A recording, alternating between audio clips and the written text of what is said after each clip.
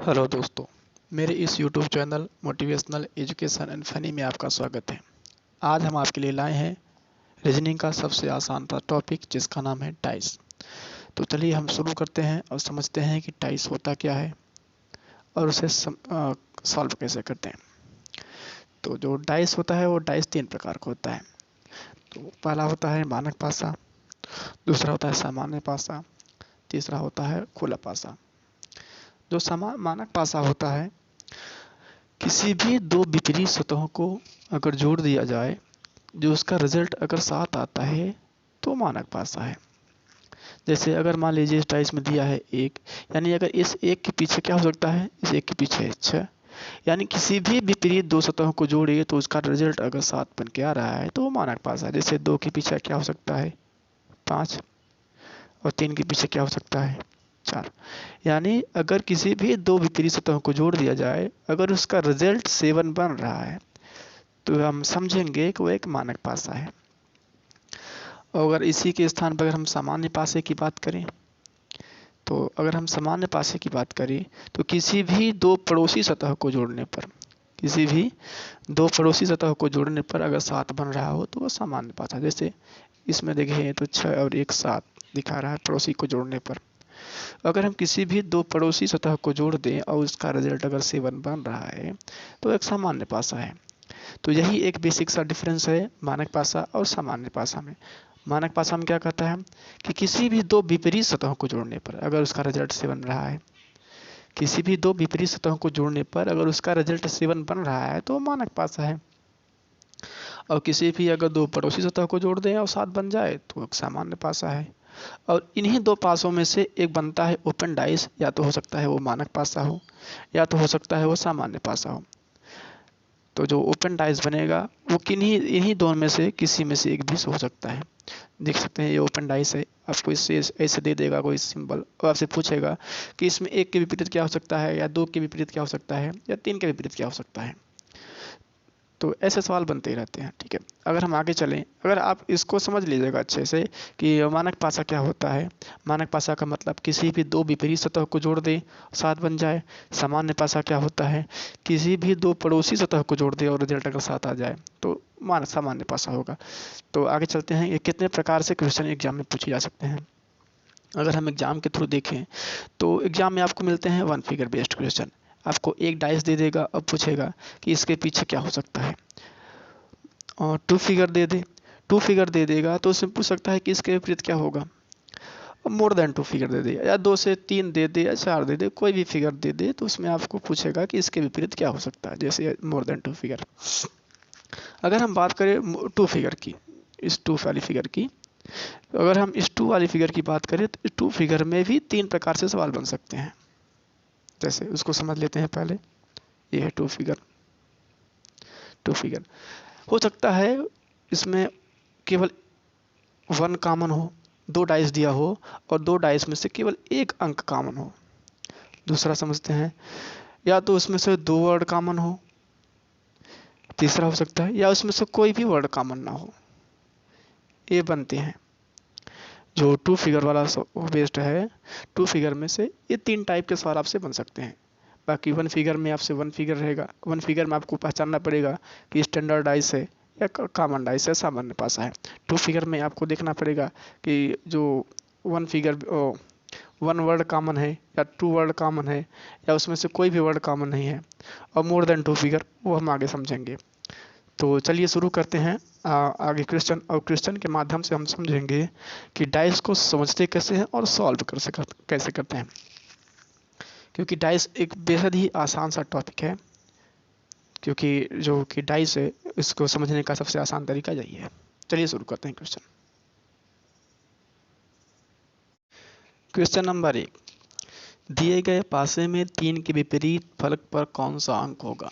देखिए ये one dice है, मतलब कि वन फिगर बेस्ड क्वेश्चन है। इसमें केवल एक ही फिगर दिया है और एक ही फिगर में आपसे ये पूछ लिया गया है कि 3 के विपरीत क्या होगा। देखिए यहाँ पे लिखा है 3 के विपरीत क्या होगा। तो ऐसे इसे पहले हम समझेंगे कि यह एक मानक पासा है या सामान्य पासा है।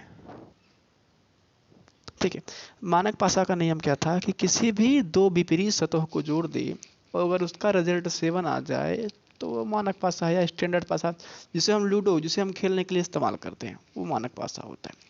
और किसी भी दो पड़ोसी सतह को जोड़ दे, उसका रिजल्ट अगर 7 हो जाए तो एक सामान्य पासा है। पहले हम इसे क्लियरिफाई कर लेंगे कि ये पासा है कौन सा, मानक पासा है या सामान्य पासा है। अगर हम इसे देखें तो किसी भी दो सतह को जोड़ने पर, पड़ोसी सतह को जोड़ने पर 7 नहीं बन रहा है, इसका मतलब ये सामान्य पासा नहीं है। तो ये पासा कौन सा है, मानक पासा है। और मानक पासा का नियम कहता है कि किसी भी विपरीत सतह के जोड़ने पर 7 बन जाए। अगर ये पूछा है 3 के विपरीत क्या होगा, तो 3 के विपरीत क्या लिखें जो इसका रिजल्ट हो वो 7 बन जाए। 3 के विपरीत क्या लिखें, 4, यानी इन दोनों का रिजल्ट ही अगर हम ऐड करेंगे तो रिजल्ट 7 बन जाएगा। तो पूछा क्या है कि 3 के विपरीत कौन सी संख्या होगी, तो 3 के विपरीत होगा ऑप्शन बी 4।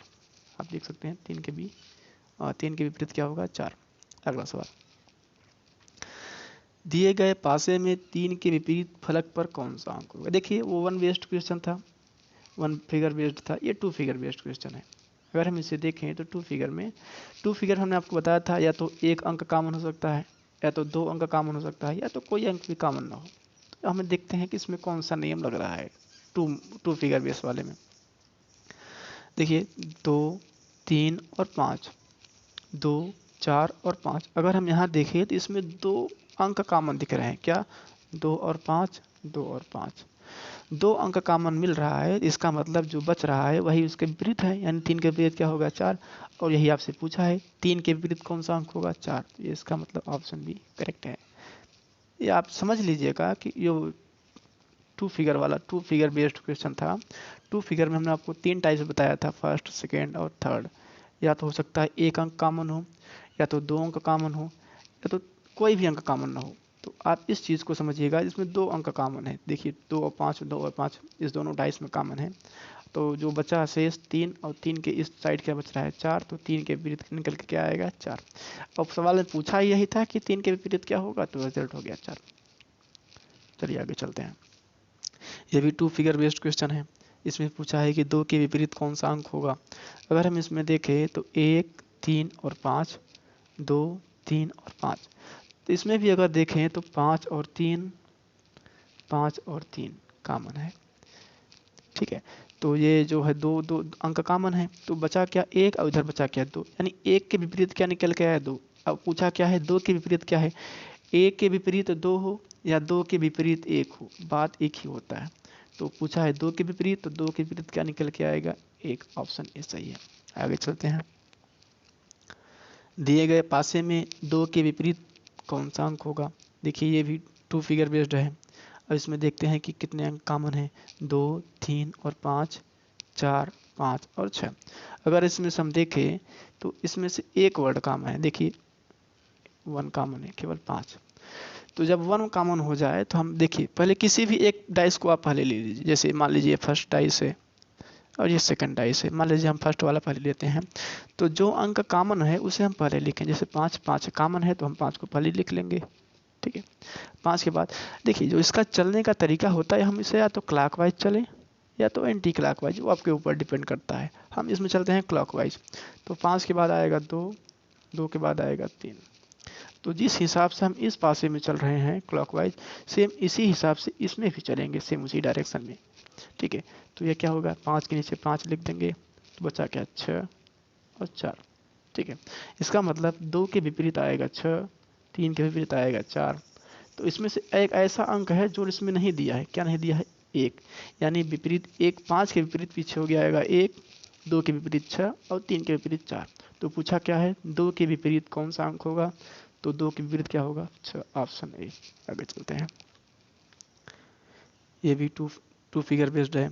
पूछा है इसमें 6 के विपरीत कौन सा अंक होगा।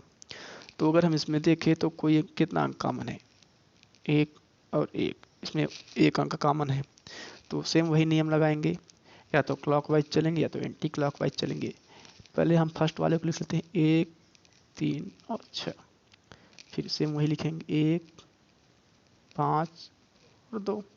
इसमें से कौन सा अंक नहीं है, तो अगर हम इसमें देखें 1 और 1 यहाँ है, तो इसमें 4 नहीं है, यानी 1 के पीछे क्या निकल के आएगा, 4। और 6 के पीछे क्या हो गया, 2। अब पूछा क्या है, 6 के विपरीत कौन सा अंक है, तो क्या निकल के आएगा, 2। देखिए ये हो गया मोर देन 2 फिगर। हमने आपको बताया था ना कि मोर देन 2 फिगर भी आपको सवाल देखने को मिलेंगे। देखिए मोर देन 2 फिगर में आपको टेंशन लेने की ज़रूरत नहीं है। जैसे आपने 2 फिगर बेस्ड क्वेश्चन किया, सेम यही तरीका है मोर देन 2 फिगर को हल करने का। या तो आप इसमें किसी भी 2 डाइस को पहले ले लीजिए, या तो पहले और दूसरे को ले लीजिए, या दूसरे और तीसरे को ले लीजिए, या पहले और तीसरे को ले लीजिए। हम ये देखेंगे कि इन 2 डाइसों में से या तो 1 फिगर कॉमन हो जाए, या एक अंक कॉमन हो जाए, या तो 2 अंक कॉमन हो जाए। तो हम इसे चेक करेंगे। मान लीजिए हम लेते हैं पहले और दूसरे को, ठीक है। तो अगर हम देखें पहले और दूसरे में 6 कॉमन है, तो 6 पहले लिख लेते हैं, 6 4 और 1। तरीका आपका क्या रहेगा, या तो क्लॉकवाइज चलेंगे या तो एंटी क्लॉकवाइज। जिस हिसाब से चलेंगे सभी डाइस में वही क्रम लगाएंगे। ऐसा नहीं कि हम एक में चल रहे हैं क्लॉकवाइज और दूसरे में चल रहे हैं एंटी क्लॉकवाइज, ऐसा नहीं करेंगे। दूसरे डाइस में फिर 6 के नीचे हम 6 लिख देंगे, 3 और 5। इसका मतलब 4 के पीछे 3 होगा, 1 के पीछे 5 होगा। इसमें से कौन सी संख्या नहीं है, 2। 6 के पीछे क्या होगा, 2। तो अगर हमारा मन है कि हम पहले और दूसरे को ना हल करके हम पहले और तीसरे को हल करें, तो आइए हम पहले और तीसरे को हल कर लेते हैं। आप इस दूसरे और तीसरे को भी ले सकते हैं, वो आपके ऊपर डिपेंड करता है। अगर हम बात करें पहले और तीसरे में तो क्या कॉमन है, देखें तो 1 और 4। देखिए इसमें 2 अंक कॉमन दिख रहा है, 1 4 और 1 4, ठीक है। 1 और 4 1 और 4 कॉमन दिख रहा है। तो जो बच रहा है 6 के पीछे क्या निकल के आया, 2। अगर हम इसमें देखें तो 6 के पीछे क्या निकल के आ रहा था, 2। इसका मतलब 6 के विपरीत कौन सी संख्या है, 2। 6 के विपरीत निकल के आए या 2 के विपरीत निकल के आए, क्वेश्चन सेम होता है। अब पूछा क्या है इसमें, 2 अंक के पीछे क्या है, तो 2 अंक के पीछे क्या निकल के आएगा, 6। ऑप्शन डी सही है। आगे चलते हैं। देखिए ये भी है मोर देन 2 फिगर पे पूछा है, सी के सामने कौन सा अंक। सामने का मतलब होता है विपरीत। अब इस बात को ध्यान में रखेंगे, सामने का मतलब होता है विपरीत। जैसे या तो हम मान लीजिए पहले और दूसरे को कंपेयर कर लेंगे, दूसरे तीसरे को कंपेयर कर लेंगे, या पहले और तीसरे को कंपेयर कर लेंगे। या हम पहले मान लेते हैं पहले और दूसरे को कंपेयर करते हैं, देखते हैं इसमें कौन सा अंक कॉमन है। ए, देखिए सी डी और ई, सी बी और ए, तो क्या कॉमन है, केवल सी कॉमन। तो सी को लिख लेते हैं पहले वाले, सी डी और ई। हम क्लॉकवाइज चल रहे हैं, ध्यान दीजिएगा। दूसरे वाले डाइस की अगर हम बात करें तो सी बी ए, ठीक है। इसका मतलब डी के पीछे क्या निकल के आया, बी। ई के पीछे क्या निकल के आया, ए। और इसमें से कौन सा वर्ड नहीं दिया है, 6 अंक होते हैं एक डाइस में, ध्यान दीजिएगा। 6 फलक यानी एफ, इसमें एफ का मान नहीं दिया था। तो ये हो गया पहले और दूसरे का। अगर हम बात करते हैं दूसरे और तीसरे का, इसकी बात कर लें तो इसमें क्या कॉमन है, A B A C, B E F. तो इसमें बी कॉमन दिख रहा है तो बी लिख लेते हैं।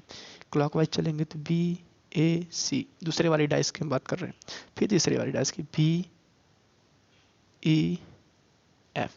तो हम देखते हैं क्या ये और जो पहले हमने सॉल्व किया था, जो अब हमने सॉल्व किया, क्या दोनों सही हैं या गलत है। अगर हम देखें तो डी के पीछे क्या था, बी। ए के पीछे क्या था, ई। क्योंकि ए के पीछे क्या है, ई। सी के पीछे क्या है, एफ। इसमें कौन सी संख्या नहीं दिख रही है, डी। यानी बी के पीछे क्या हो गया, डी। अब पूछा क्या है, सी के सामने कौन सा अंक होगा, तो सी के सामने कौन सा अंक होगा, एफ। ऑप्शन बी सही, एफ। आगे चलते हैं। देखिए ये भी मोर देन 2 फिगर का सवाल है।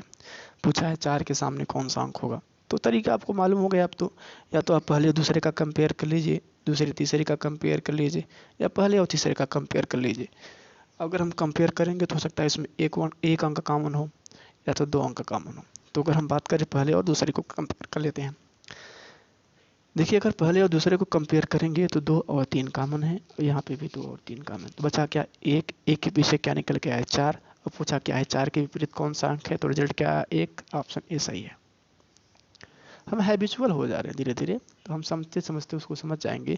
इसमें पूछा है कि 6 के सामने कौन सा अंक होगा, या तो पहले और दूसरे का संबंध बना लेंगे। जैसे अगर हम पहले और दूसरे को देखें तो क्या कॉमन है इसमें, 4 5 और 1, 4 3 और 6, 4 कॉमन है। चलिए हम 4 लिख लेते हैं। क्लॉकवाइज चलेंगे या तो एंटी क्लॉकवाइज चलेंगे, 4 5 और 1 पहले डाइस में, दूसरे डाइस में 4 3 और 6। अगर हम देखें तो 5 के पीछे क्या निकल के आया, 3। 1 के पीछे क्या निकल के आया, 6। बची संख्या क्या है, 2। यानी 4 के पीछे क्या बना, 2। हम इसे फिर से चेक कर लेंगे कि हमने जो हल सॉल्व किया है वो गलत तो नहीं है। दूसरे और तीसरे से कंपेयर कर लेंगे। अगर हम दूसरे और तीसरे के कंपेयर करिए तो इसमें 6 कॉमन है, 6, 4, 3। अगर हम तीसरे की बात करें तो 6, 2, 5। देखिए 4 के पीछे क्या निकल के आया, 2, 5 के पीछे क्या निकल के आया, 3। सेम सवाल है, इसमें कौन सी संख्या नहीं दिया है, 1। तो पूछा क्या है, 6 के सामने का अंक होगा, तो ऑप्शन बी 1। क्वेश्चन नंबर 10 पूछा है 6 के सामने कौन सा अंक होगा। इसमें देखिए दिया है कि मोर देन 2 फिगर। हम किसी भी 2 फिगर का कंपेयर कर लेंगे। चलिए हम पहले और दूसरे का कंपेयर करते हैं। कौन सा अंक कॉमन दिया है, 6, 2, 6 और 3, 5, 1 और 4। तो पहले और दूसरे की अगर हम बात करें तो इसमें हमें लगता है कि शायद कोई अंक कॉमन नहीं दिया, तो हम आगे बढ़ जाएंगे, दूसरे और तीसरे को देख लेंगे। 5, 1 और 4, 5, 6 और 3। देखिए दूसरे और तीसरे में तो 5 कॉमन है, 5 लिख लेंगे। 5, 1, 4, क्लॉक वाइज या एंटी क्लॉक वाइज, 5, 6, 3। तो 4 के पीछे क्या हुआ, 3। 1 के पीछे क्या हुआ, 6। 5 के पीछे क्या निकल गया, 2। अब पूछा क्या है 6 के सामने का अंक कौन सा होगा, तो ऑप्शन ए 1। देखिए इसमें 4 फिगर दे दिया है, मोर देन 2 फिगर। तो इसमें पूछा क्या है, 3 के विपरीत कौन सी संख्या है। तो हम पहले और दूसरे का देखिए, जो नियम हम लगा रहे थे अभी तक वही नियम लगाएंगे। या इसमें फिगर और ऐड कर दे उससे भी हमें कोई दिक्कत नहीं, या तो हम इसमें 2 फिगर ऐड कर दें। बस हम जो कंपेयरिंग की कंपेयर करेंगे वो केवल 2 ही फिगर से करेंगे। या तो 2 फिगर में 1 अंक कॉमन होगा या तो 2 अंक कॉमन होगा, उससे हमें सॉल्व कर लेंगे, ठीक है। तो अगर हम बात करें पहले और दूसरे की, पहले में अगर देखिए तो 1 और 3 कॉमन है, दूसरे में 1 और 3 कॉमन है। तो निकल के क्या आया, 2 के विपरीत क्या निकल के आया, 5, ठीक है। अब उसने पूछा क्या है, 3 के विपरीत क्या है, तो 3 के विपरीत पूछा है। अगर हम तीसरे और चौथे की कंपेयर करिए तो 2 के पीछे क्या है, 4। इस 2 और 4 2 और 4 दोनों में कॉमन है, तो बची संख्या क्या थी, 3। इधर क्या है, 6। यानी 3 के पीछे क्या है, 6। तो सवाल पूछा है 3 के पीछे, तो ऑप्शन बी 6। देखिए इसमें भी सेम 4 फिगर दे रखा है, मोर देन 2 फिगर में पूछा क्या है, 3 के विपरीत कौन सी संख्या है। एक सेकंड, शायद हमें लगता है कि दोनों सवाल सही है क्या, सेम है क्या, चलिए चेक कर लेते हैं। सेम होगा तो उसे कोई दिक्कत नहीं। अगर हम देखें 2, 4 और 5, 3, 6 और 1, इसमें पहले और दूसरे में कोई कॉमन नहीं है, तो दूसरे और तीसरे को देख लेते हैं। 3, 6 और 1, 3, 2 और 5। देखिए 3 कॉमन है, 3, 6 और 1, 3, 2 और 5। यानी 1 के पीछे क्या है, 5। 2 के पीछे क्या है, 6। 3 के पीछे इसमें कौन सी संख्या नहीं लिख रखी है, 4। तो 3 के पीछे कौन सी संख्या होगी, 4। Option D right answer. More than 2 figure, 3 के विपरीत पूछा है इसमें भी, तो पहले और दूसरे का कंपेयर कर लेते हैं। 6, 3, 4, 5, 2, 1, इसमें कोई कॉमन नहीं है। दूसरे तीसरे को देख लेते हैं। 5, 2, 1, 5, 3, 4। देखिए 5 कॉमन है, तो इसे लिख लेंगे। 5, 2, 1। और तीसरे में क्या कॉमन है, 5 कॉमन है जो पता है, 3 और 4। यानी 1 के पीछे निकल के आया 4, 2 के पीछे निकल के आया 3। इसमें कौन सी संख्या नहीं दी है, 6। यानी 5 के पीछे क्या हो जाएगा, 6, ठीक है। तो पूछा क्या है, 3 के विपरीत क्या है, तो 3 के विपरीत क्या है, 2। Option D. देखिए इसमें भी देखिए 4 दिया है, मोर देन 2 फिगर। पूछा क्या है, 4 के विपरीत कौन सी संख्या है। तो हम पहले और दूसरे को कंपेयर कर लेंगे, देखेंगे क्या कॉमन है। 6, 5, 4, 2, 4, 1। देखिए पहले और दूसरे में 4 कॉमन है, क्या कॉमन है, 4। तो 4, 6 और 5। दूसरे में 4, 1, 2। क्लॉक वाइज चलेंगे या एंटी क्लॉक वाइज चलेंगे, तो क्या निकल के आया, 5 के पीछे 2, 6 के पीछे 1। तो कौन सी संख्या नहीं दिया है, 3। यानी 4 के पीछे क्या हो जाएगा, 3। तो पूछा क्या है, 4 के विपरीत क्या है, 3। Option A. आगे चलते हैं। 6 के विपरीत कौन सी संख्या है। देखिए ये भी मोर देन 2 फिगर है, 4 फिगर दे रखा है, तो आपको पता हो गया है नियम। पहले और दूसरे को कंपेयर कर लेते हैं, देखते हैं कि क्या कॉमन है। 5, 6, 3, 4, 6, 2, 6 कॉमन है। चलिए 6 लिख लेते हैं। 6, 3 और 5। दूसरे में देखते हैं तो 6, 2 और 4। तो 3 के विपरीत क्या संख्या निकल के आई, 2। 5 के विपरीत क्या निकल के आई, 4। और 6 के विपरीत निकल के क्या आई, इसमें कौन सी संख्या नहीं दी गई, 1। तो 6 के विपरीत कौन सी संख्या होगी, 1। Option A right answer. तो ये थे डाइस के कुछ इम्पोर्टेंट से क्वेश्चन। हमें लगता है कि आप इस बात को समझ चुके होंगे कि डाइस को समझना एक आसान सा तरीका है। तो आई होप कि आप इस पूरे क्लास को अच्छे से अटेंड करेंगे और आप ये समझ चुके होंगे कि डाइस के सवाल बहुत ईजी होते हैं।